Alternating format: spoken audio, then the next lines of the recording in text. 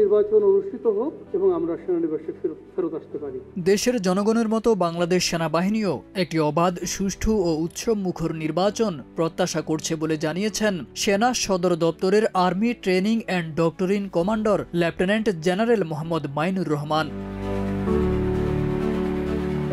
নির্বাচনের পর দেশের পরিস্থিতি স্বাভাবিক হলে সেনাবাহিনী ব্যারাকে ফিরে যাবে বলেও জানিয়েছেন তিনি। 5 নভেম্বর ঢাকা সেনানিবাসের মেস আলফায় আয়োজিত এক সংবাদ সম্মেলনে বাংলাদেশ সেনাবাহিনীর পক্ষ থেকে মাইনুর রহমান এসব কথা বলেন।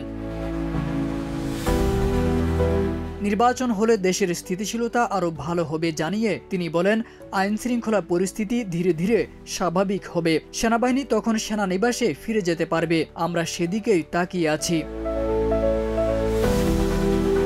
গত 15 মাস সেনাবাহিনী বাহিরে আছে উল্লেখ করে এই কর্মকর্তা বলেন, নির্বাচন পর্যন্ত বা তার কিছুটা পরেও যদি বাহিরে থাকতে হয় তাহলে আরও কিছুদিন বাহিরে থাকতে হবে, এতে করে আমাদের প্রশিক্ষণ বিঘ্নিত হচ্ছে।